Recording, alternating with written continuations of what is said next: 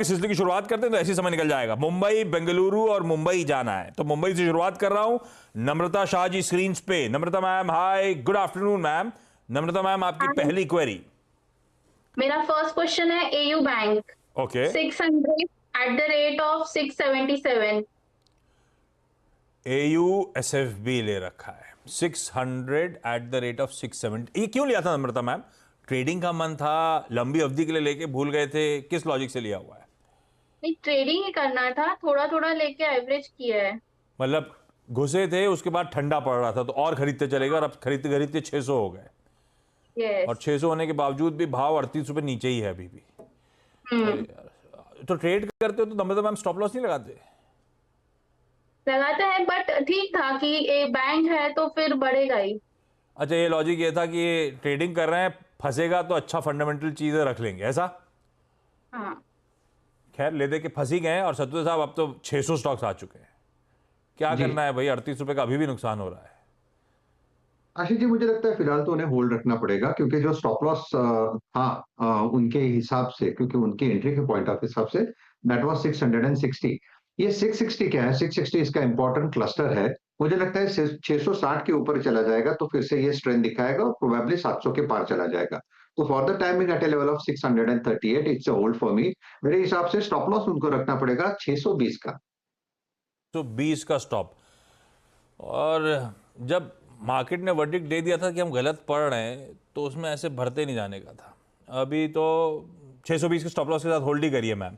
Quantity ज़्यादा है, अब फर्दर ऐड नहीं करना है, बहुत ज़्यादा ऐड कर लिया आपने। खैर, रितु मैम, बेंगलुरु जा रहा हूँ रितु चौधरी जी के पास। Ritu ma'am, hi, good afternoon. Ritu ma'am, आपकी पहली query ma'am. Good afternoon sir. Hi ji. Sir मैं ऑप्शन ट्रेडिंग करती हूँ। ओके। फिलहाल मैंने ग्रेन्यूल्स का शेयर लिया है, 2 लॉट्स लिए 11.50 रुपीज के लिए। ग्रैन्यूल्स के कितने के? 2000 के 2 लॉट लिए सर, टोटल 2000 शेयर के 2 लॉट, 4000 शेयर हो गए। आप ये कह रहे हो कि ये ऑप्शन कौन से स्ट्राइक कर लिया है? जुलाई। ग्रैन्यूल्स का डायरेक्टर साहब, मेरे ख्याल से मेरे पास लिखा हुआ है 530 का जुलाई की स्ट्राइक वाला है ना? 2 लॉट उठा रखे हैं 11 रुपए 50 पैसे पे। डायरेक्टर साहब दिखाएंगे क्या? सत्तू साहब, इस बीच ग्रैन्यूल्स 520 पे चल रहा है। 520 के भी एक शेड नीचे वायदा में दिख रहा है मुझे। तो क्या करना है? ये तो जुलाई की एक्सपायरी। हम्म।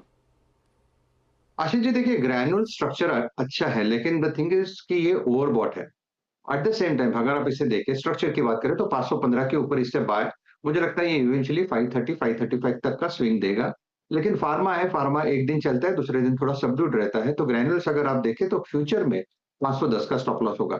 देखिए, एट द सेम टाइम क्योंकि वो ऑप्शंस में काम करे, तो मुझे लगता है कि थोड़ा प्रोटेक्टिव काम किया तो ज्यादा बेटर होगा। सामने हम एक बड़े इवेंट की तरफ जा रहे हैं। तो देखिए, एक सजेशन है मेरा, अगर हो सके तो ग्रैन्युल्स का पुट, 500 का पुट आप लेके रखें, करीबन 4.5 रुपए के आसपास है। I think that will give you some safety. For the timing में तो इतना ही कहूंगा, काउंटर अच्छा है और स्विंग मिलना चाहिए, लेकिन थोड़ा प्रोटेक्ट करे खुद को। बड़े इवेंट्स हैं, अगले ही हफ्ते मंथली एक्सपायरी भी खड़ी हुई है, थोड़ा सा प्रोटेक्शन की जरूरत है। इसे होल्ड करेंगे और एक 500 का पुट ग्रैन्युल्स का खरीद लेंगे, वो ज्यादा बेहतर रणनीति। उर्मी रायचंदानी मुंबई से। उर्मी मैम, हाय, नमस्ते, good afternoon Urmi ma'am. Urmi ma'am, आपका सवाल। सर मेरे पास 5000 शेयर्स है ज्योति स्ट्रक्चर्स लिमिटेड के, एंड अभी इट्स बीन 6 to 7 months। इसमें मुझे होल्ड करना चाहिए या एग्जिट करना चाहिए, और इसमें टारगेट क्या होना चाहिए? किस भाव पे औसतन लिया हुआ है उर्मी मैम, कोई आइडिया? 5000 स्टॉक्स किस किस रेट पे? Average price 18 rupees. 18 के 26 पे चल रहा है। 5000 स्टॉक्स हैं। और उर्मी मैम, ये लिया क्यों था? ट्रेडिंग वेडिंग का मन था या लंबी अवधि के लिए अच्छे भाव सोच के लिया था? क्या, किस लॉजिक से लिया था? सर लॉन्ग टर्म के लिए लिया था, पावर हाँ, ट्रांसमिशन सेक्टर है तो इसलिए। ठीक बात है। चला भी है और ऐसा कोई लेट डाउन भी नहीं, कंसोलिडेट ही कर रहा है। सत्तू साहब, लंबी अवधि के लिए है कैसा? 7.5 रुपए के गेंस पर स्टॉक हो रहा है मुझे। मेरा खरीद का भाव बुरा नहीं है। स्टॉक कैसा प्लेस्ड है?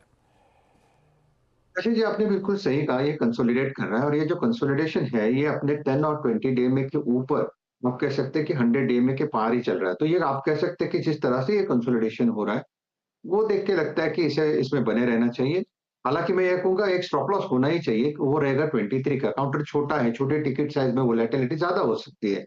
23 और 2350 का स्टॉप लॉस रखें और बने रहे। मेरे हिसाब से एक स्विंग आना चाहिए करीबन 30-31 तक, और वो भी निकल जाए तो मुझे लगता है 36 तक जगह है, अरे वाह 36 तक, जहाँ पे आप एग्ज़िट कर सकते हो। तो काउंटर बढ़िया है, अगर किसी को फ्रेश एंट्री करना भी है, तो भी उनके लिए यही स्टॉप लॉस होगा लो 23-50 के फ्रेश आसपास। बाय वालों के लिए भी अच्छा है। मुस्कुराइए मैम, अब 7-7.5 रुपए का फायदा हो रहा है, 10-11 रुपए और तेजी की बात सतपति साहब कर रहे हैं।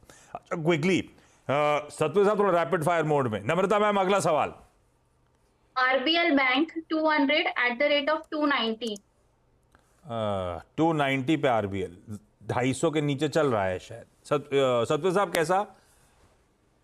फिलहाल होल्ड रखें, 230 का स्टॉप लॉस रखें, ऊपर में 265 270 ये इसका रेजिस्टेंस है, जहां पे एक बार के लिए फिर से कॉल करके वहां पे व्यू ले लीजिए। मुझे लगता है वो एक लेवल है आशीष जी, अगर वो लेवल निकल जाए आरबीएल पे, क्योंकि हम बात करते हैं, तो ये लेवल निकल जाए तो एक बड़ी तेजी होगी। फिलहाल it's a hold with stop loss of 235। 235 के एसएल के साथ फिलहाल के लिए तो होल्ड है। लास्ट सवाल रितु मैम, अगला कौन सा ग्रैन्यूल्स के बाद? सर सन फार्मा, ये भी ऑप्शन है क्या? हाँ ये ऑप्शन ट्रेडिंग का ही है। एक लॉट है 350 शेयर्स का 27.20 पे, और स्ट्राइक 1570 की है ना? 1570 की, ये तो बढ़िया है। दिखाइए डायरेक्टर साहब, 1570 की कॉल 26 पे चल रही है, आपके भाव के आसपास। सतपति साहब, सन फार्मास्यूटिकल्स, आजकल आप वैसे भी डिफेंसिव बहुत ट्रैक कर रहे हो, लीजिए डिफेंसिव का ओवरडेज आपके लिए।